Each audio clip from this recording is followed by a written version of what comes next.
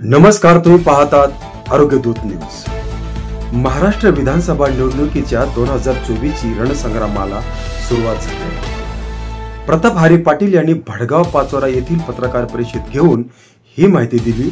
विधानसभेच्या निवडणुकीमध्ये 29 ऑक्टोबर 2024 रोजी पेपर भरणार आहे आणि मला महाराष्ट्र राज्य स्वराज्य पक्षाचे तिकीट भेटलेलं आहे आणि स्वतः छत्रपती राजे संभाजी ही माझे पेपर भरण्याला हजर राहणार आहेत।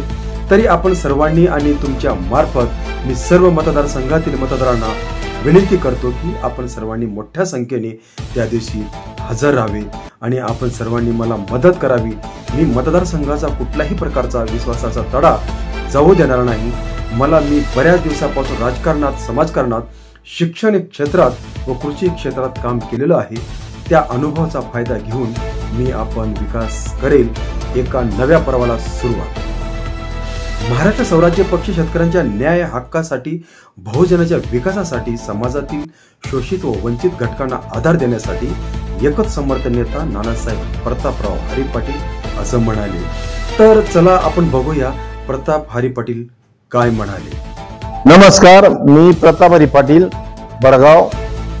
मी येत्या विधानसभेच्या निवडणुकीमध्ये 29 तारखेला पेपर भरणार आहे आणि मला महाराष्ट्र राज्य स्वराज्य पक्षाचं तिकीट भेटलेलं आहे आणि स्वतः छत्रपती राजे संभाजी हे माझ्या पेपर भरण्याला हजर राहणार आहेत। तरी आपण सर्वांनी आणि तुमच्या मार्फत मी सर्व मतदारसंघातील मतदारांना विनंती करतो की आपण सर्वांनी मोठ्या संख्येने त्या दिवशी हजर राहावे आणि आपण सर्वांनी मला मदत करावी। मी मतदारसंघाचा कुठल्याही प्रकारचा विश्वासाचा तडा जाऊ देणार नाही। मी बऱ्याच दिवसापासून राजकारणात, समाजकारणात, शिक्षण क्षेत्रात व कृषी क्षेत्रात काम केलेले आहे। त्या अनुभवाचा फायदा घेऊन मी आपल्या कामात विकास करेल। धन्यवाद। नानासाहेब प्रतापराव हरी पाटील यांची कन्या डॉक्टर पूनम प्रशांत पाटील विधानसभेचे बिगुल वाजलेलं आहे।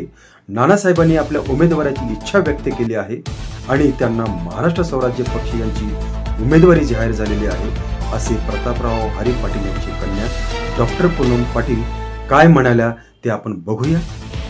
मी डॉक्टर पूनम प्रशांत पाटील, नानासाहेब प्रताप हरी पाटील यांची कन्या।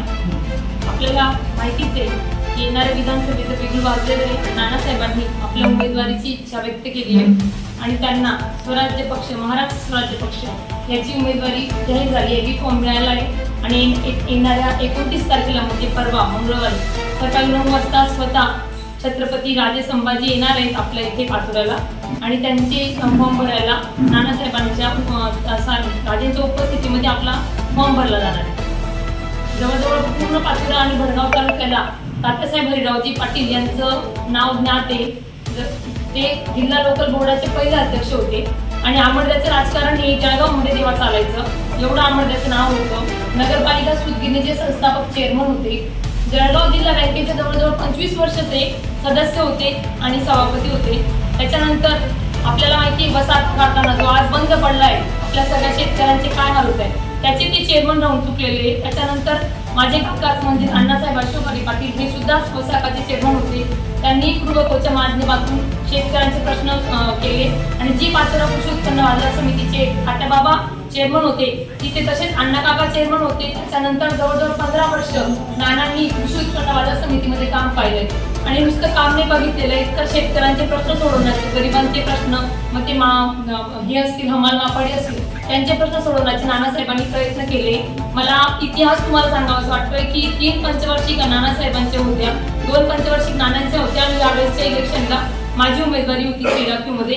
पण ह्या तिन्ही उमेदवारीमध्ये पाचोरा कृषी उत्पन्न बाजार समितीमध्ये सगळ्यात जास्त लीडने नानासाहेब यांचा विजय झालेला आहे। मग ते पॅनल कोणाचंही येऊ, म्हणजे सतीश बापूंचा जरी पॅनल विजय झाला असेल तरी लीड नानासाहेबांना सगळ्यात जास्त होता। पॅनल आप्पांचं असेल तरी लीड नानासाहेबांना जास्त होता आणि नानासाहेबांनी सभापतीपद भूषवलेलं आहे। पाचोरा मार्केट असो, शेत किसान भडगाव असो, यामार्फत आपल्याला सांगायला आनंद होतो की शेतकरी संघ जी नानासाहेबांच्या हाती जेव्हा अध्यक्षपद आलं तेव्हा डबघाईला गेली होती. 9 वर्ष नानासाहेबांनी अध्यक्षपद पाहिलं. आजूबाजूच्या शेतकरी संघ तुम्हाला सगळ्यांना अनुभव आहे. पाचोरा, आयरन सगळीकडचा माल विक्रीला आपल्या बडगाव मधून जात होता. इव्हन 40गाव सारखा मोठ्या तालुक्यात सुद्धा तिथून माल विकला जात होता. आणि जवळजवळ नानासाहेबांच्या कारकिर्दीत कोरोना नंतर 2 वर्षांपूर्वी कोळगाव येथे 50 लाखाचं गोडाऊन बांधलंय. त्यामुळे शेतकऱ्यांचे प्रश्न सोडवले जात आहेत. आपण हे जे विकासाचं विजन आहे नानासाहेबांचं की शेतकऱ्यांचं जनसामान्यांचं प्रश्न सोडवण्याचं तेच नानासाहेबांचं माध्यम आहे. आणि आता ही उमेदवारी तुम्हाला वाटते की अचानक आली आहे. आतापर्यंत तापमान सोबत होते हे सर्व बरोबर आहे, पण आता लोकांचा आग्रह झालाय. राजकारण तुम्हाला नवीन सांगायला नको काय चाललंय राजकारणात, किती पक्ष आहे, काय चाललंय, कोणी इकडून तिकडून जाते. म्हणून काहीतरी आपल्या लोकांसाठी करायला पाहिजे. तालुक्यातील जे जनसामान्य लोक त्यांचा विचार करायला पाहिजे. म्हणून नानांनी लोकांचे आग्रह असतात गणपतीच्या अगोदरच आपली घोषणा केली आणि तेव्हाच मतदारसंघात फिरायला चालू केले. नानासाहेबांना वेगळा परिचय द्यायची गरज नाही. मग ते पाचोऱ्याच्या शेवटच्या टोका असो, आंबे वडगाव ती गुढे असो, नानासाहेबांचा परिचय गेल्या 25 वर्षापासून सगळ्यांना आहे. दुर्दैवाने अण्णांचं निधन झालं तेव्हापासून नाना मडगावमध्ये आले. पंचायत समिती असो, जिल्हा परिषदच्या माध्यमातून काम केले. म्हणजे गाव पातळीमध्ये ग्रामपंचायत 25 वर्ष सांभाळण्याच्या नेतृत्वाला आपल्याला विधानसभेवरती पाठवायचंय. कारण त्यांना प्रश्न माहिती ना गावातून. एका शेतकऱ्याला जे आजही शेती करतात त्यांना आपण विधानसभेत पाठवलं तर नक्कीच शेतकऱ्याचं कुठेतरी शेतमालाला भाव मिळेल. आपला तालुका असा आहे की तिथे केळी आहे, लिंबू आहे, भरपूर आहे. आपल्याकडे उत्पन्न पण माल नाहीये, मालाला भाव नाहीये. प्रश्न खूप आहे. महिलांचे प्रश्न आहे, त्यांना 1500 रुपये त्या अकाउंटला नकोय. त्यांना काही ते हाताला काम पाहिजे. आपल्या बंधूंच्या मार्फत मी बहिणींना पण एवढीच विनंती करेन की तुम्ही सर्व महिलांनी नुसत्या आईच्या पैशांवरती बाळगू नका. आपण आपले पाय आपण सक्षम पाहिजे, स्वावलंबी पाहिजे. यासाठी नानासाहेबांना सहकार्य करा. तरुणांचे प्रश्न खूप आहे, बेरोजगारी खूप आहे. नक्कीच MIDC सारखे प्रश्न जर आपले सॉल्व्ह झाले, पाचोरा बडगाव मध्ये MIDC झाली तर किती रोजगार मिळतील. प्रश्न खूप आहे. नानासाहेबांचं आमळद्याचं विकासाचं विजन तुम्ही बघू शकता. आमळद्यामध्ये जे काम आहे त्याचा दर्जा आहे ते काम 50 वर्ष त्या नालींना काही झालेलं नाहीये. 50 वर्षांपासून रस्त्यांना काही झालं नाही. कामाचा दर्जा महत्वाचा असतो. काम करणं नुसतं महत्वाचं नसतं. कामाचा दर्जा आणि विकासाचं विजन घेऊन नानासाहेब आलेले.